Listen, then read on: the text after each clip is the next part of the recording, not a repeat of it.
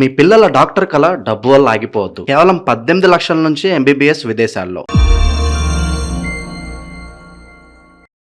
ప్రస్తుతం మనతో పాటు ప్రముఖ ఆధ్యాత్మికవేత్త, జ్యోతిష్య వాస్తు పండితులు బ్రహ్మశ్రీ ఉమామహేశ్వర సిద్ధాంతి గారు మనతో ఉన్నారు. గురువు గారితో మాట్లాడదాం.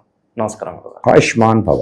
జూలై నెల 2026 ధనుసు రాశి వాళ్ళకి విశేషంగా ఏ విధంగా ఉండబోతుంది గురుగారు? అర్ధాష్టమ శని ప్రభావం ఏ విధంగా ఉంటుందంటారు? వీళ్ళు ప్రస్తుతానికి ఎటువంటి జాగ్రత్తలు తీసుకోవాలంటారు? సర్వమంగళ మాంగళ్యే శివే సర్వార్థ సాధకే శరణ్యే త్రయంబకీ దేవి నారాయణీ నమోస్తుతే. ఓం శ్రీ గురుభ్యో నమః. ఓం శ్రీ గం గణపతియే నమః. ధనుస్సు రాశి ఆధిపత్యాన్ని వహించింది గురువు, బృహస్పతి.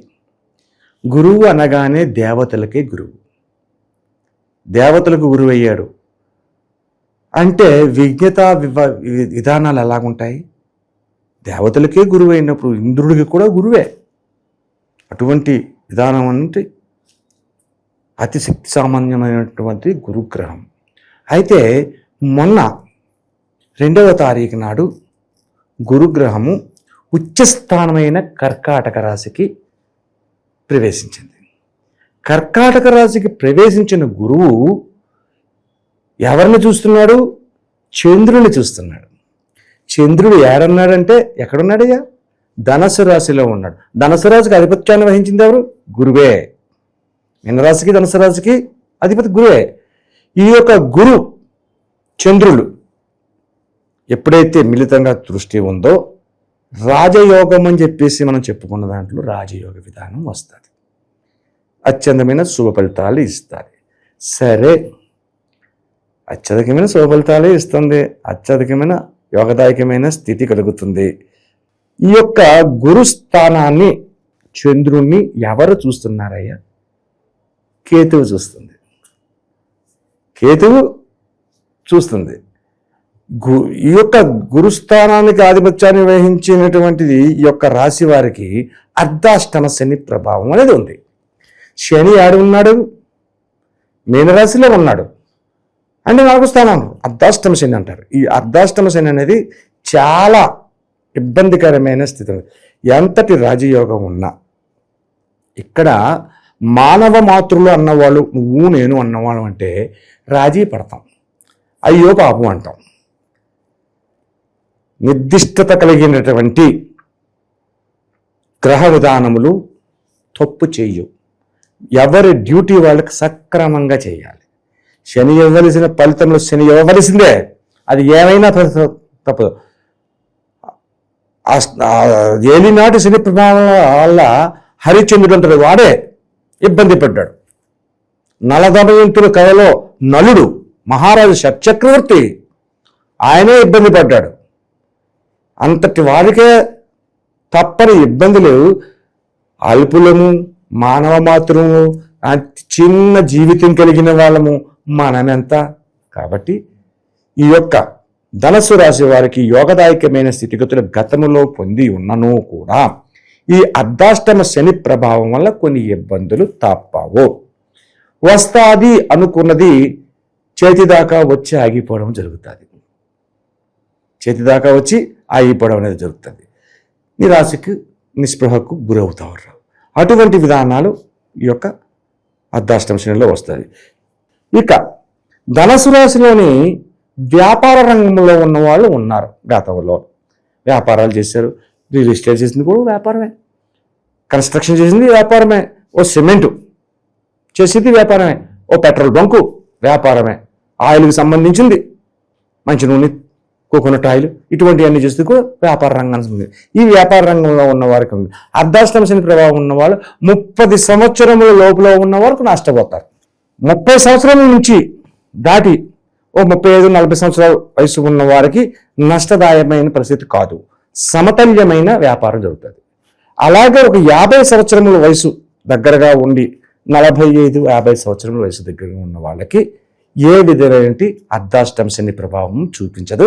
వ్యాపార రంగంలో నష్టం అనేది చవి చూడరు, ఉన్నతమైన స్థానానికి చేరుకుంటారు.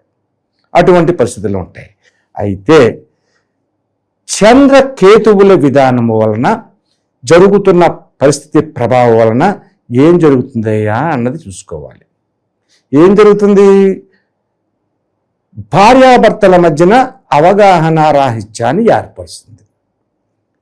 చంద్రకేతువులు అంటే భార్యాభర్తలకు సంబంధించిన విధానం వస్తుంది. చంద్రుడు అనేది కేతువు అనేది కూడా ప్రేమతత్వానికి సంబంధించిన గ్రహాలు. చంద్ర కుజ బుధ శుక్ర కేతు ఇవన్నీ ప్రేమతత్వానికి సంబంధించినవి. అంటే ఈ యొక్క వివాహ బంధానికి సంబంధించిన విధానంలోకి వచ్చేసరికి కొన్ని ఇబ్బందికరమైన స్థితిగతులు వీరికి సంప్రాప్తం అవుతున్నాయి. అంటే ఏంటి, చిన్నదానికి గొడవ పడతారు.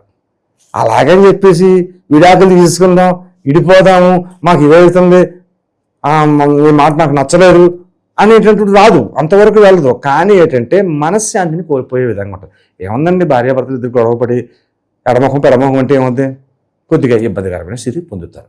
అటువంటి స్థితిగతులు ఈ యొక్క ధనుసు రాశి వారికి ఇప్పుడు నీకు ఉద్యోగం ఇచ్చేస్తాను అబ్బాయి, ఎవరో ఎక్కడో ఒక ఫ్రెండ్ ఎక్కడో ఓ చోట కలిసారండి, ఆయన ఒక ఆఫీసరు, ఒక కంపెనీకి యజమాని, నువ్వు ఒక ఉద్యోగాన్వేషణ చేసుకునే వ్యక్తివి, మీరిద్దరు ఎక్కడో చోట కలిశారు, ఓ సినిమా హాల్ దగ్గర లేకపోతే ఇంకో చోట ఒక పార్కులోనో ఎక్కడో కలిశారు, మాట కలిసింది. మీరు ఏం చేస్తారంటే మాట్లాడుకుంటాం కదా, మాట్లాడుకున్నారు.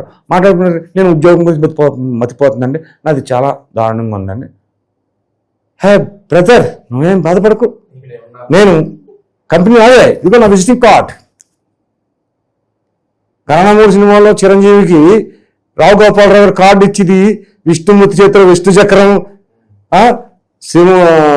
శివుని చేతిలో త్రిశూలం లాంటిది అని చెప్తా అంటాడు, నాకు మాట ఉద్యోగం అవుతావు. అలాగా నీకు అభయం ఇచ్చేసాడు. ఇచ్చేసిన తర్వాత విన్నారు, మీరున్న పరిస్థితి ఎక్కడ ఉండి మాట్లాడారు ముఖ్యంగా తీసుకోవాలి. అది నేను చెప్తే బాగోదు కానీ ఒక బార్లో ఉండి తీసుకున్నారండి. ఆ బార్లో ఉండి తీసుకున్నప్పుడు ఏం మాటలు అవి ఎంతవరకు ఉంటాయి, కొంతవరకే ఉంటాయి. అటువంటి విధంగా నీకు ఉద్యోగాన్ని రేపు ఇస్తున్నాను వచ్చాయన్నాడు, నువ్వు వెళ్ళిపోయావు. ధనుసు రాశి గారికి నువ్వు వెళ్ళిపోయావు. చూశాడు, ఎవరు సార్ మీరు అన్నాడు. సార్ మొన్న కలిసాం కదండి, వారం రోజుల క్రితం 4 రోజుల క్రితం మీరు రమ్మన్నారు కదా ఇంటర్వ్యూకి, కార్డుకి వచ్చాను. ఓహో నువ్వా, అబ్బా రైట్ అండి అయ్యా, నువ్వు ఒక్కసారి మధ్యలో ఫోన్ చేయవలసింది నువ్వు డైరెక్ట్గా వచ్చేసావు. నాకు తెలియకుండా మా హెడ్, మరి ఈ పైన ఇంకో హెడ్ ఉంటాడు, మా హెడ్ పనులు చేశాడు ఉద్యోగం. సారీ ప్రస్తుతానికి కొంచెం ఇబ్బందిగా ఉందనుకో, నువ్వు ఇబ్బంది పడుతుంది మాట ఇచ్చాను కాబట్టి నెక్స్ట్ టైం చూద్దాం, నేను పలానా సార్ మళ్ళీ కలుద్దాం అని అన్నాడు. ఇక్కడ ఇబ్బందిగా నేను మాట్లాడలేదు, జరిగింది అంటే నీకు ఉద్యోగాన్ని ఇస్తానన్నది కూడా రాలేదు. ఇక్కడ అర్ధాష్టమ శని ప్రభావం అంటే ఇలాగ ఉంటుందని చెప్పేసి ఇంతవరకు చెప్పాల్సి వస్తుంది. ఇటువంటి విధంగా ఉంటుంది, ఆశలు కల్పిస్తారు, చివరికి నిరాశ ఎదురవుతుంది. అంటే ఇక్కడ కేతు దృష్టి కూడా ఇక్కడ ఉంది, చంద్రుని మీద కేతు దృష్టి ఉంది. కేతువులు ఇద్దరు ఎవరు, శత్రువులే కదా. కాబట్టి ముఖ్యంగా తెలుసుకోవలసిన విషయం ఒకటి ఉంది. ఈ యొక్క ధనస్సు రాశి వారు ఎవరైనా సరే, ఏ ఉద్యోగం చేయని, ఉద్యోగం చేయకపోని, వ్యాపారం చేయని, వ్యవహారాలు నడపనే, రాజకీయ నాయకులు అవని, సినిమా యాక్టర్ అవని, లేదంటే ఇంకా ఒక గొప్ప శాస్త్రవేత్త అవని, ఎవరైనా సరే తెలుసుకోవాల్సిన విషయం, ముఖ్యంగా తెలుసుకోవాల్సిన విషయం ఏంటంటే త్రయోదశి. ఏ త్రయోదశి? కృష్ణపక్ష త్రయోదశి, చతుర్దశి, అమావాస్య, 3 రోజులు. ఈ యొక్క 3 రోజులు కూడా ఈ యొక్క ధనస్సు రాశి వారు వాహనములు నడపరాదు, వాహనములు నడపకూడదు. ఒకవేళ ఏదైనా నడపవలసిన పరిస్థితి వచ్చి వెళ్ళినా అతి జాగరూకతను తీసుకోవాలి, లేకపోతే వాహన ప్రమాదాలు జరగడం అనేది కంపల్సరిగా జరుగుతాయి. దీన్ని దృష్టిలో పెట్టుకోవాలి ఈ యొక్క ధనుసు రాశి వారికి. అలా గురుగారు, ఈ వైరాగ్యము, చేస్తున్న పనిలో తృప్తి లేకపోవడము, ఇటువంటి పరిస్థితులు కూడా చూడొచ్చు, జరుగుతుంది. అది కూడా ఈ యొక్క అర్ధాష్టమ శని ప్రభావం వల్లే వస్తుంది. దానికి పరిష్కారాలు ఉంటాయి, ఆ పరిష్కారాలు చేసుకుంటే అవన్నీ కూడా తొలగిపోవడం అనేది జరుగుతూ ఉంటుంది. మరి ఎటువంటి పరిహారాలు సూచిస్తారు వీళ్ళకి? ఈ అర్ధాష్టమ శని ప్రభావాన్ని తొలగాలి అంటే ముఖ్యంగా చేయవలసిందంటే కేతు విధానాన్ని కూడా తీసుకోవాలి. శనికి యోగదాయకమైనది ఇప్పుడు ప్రస్తుత కాలంలో వేసవి కాలం వెళ్ళిందండి, చలికాలము, వర్షాకాలము అటువంటివి వస్తున్నాయి.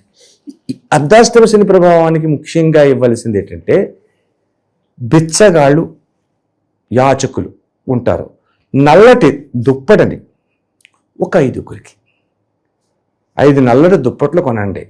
ఆ నల్ల దుప్పట్లు వచ్చిన తర్వాత దుప్పటి ఒకటే ఇస్తే జరుగుతుందా? కాదు. నువ్వుల ఉండలు ఉంటాయి. చేతనైనంత వరకు నువ్వుల ఉండలు ఇంట్లో చేపించండి. కుదరలేదండి, మా ఇంట్లోనే చేసేవాళ్ళు లేరు అంటారు, తప్పదు. అప్పుడు ఏ స్వీట్ స్టాల్ దగ్గరకు వెళ్ళి కొంచెం శుభ్రమైనది, ఏ రంగారెడ్డి లాంటి స్టాల్లో వెళ్ళి రేట్ ఎక్కువ ఉన్నా అవి కొనండి. చక్కని తమలపాకులు తీసుకోండి, ఒక 5 ఆకులు. ఈ తమలపాకులోని ఈ నువ్వుల ఉండని పెట్టండి.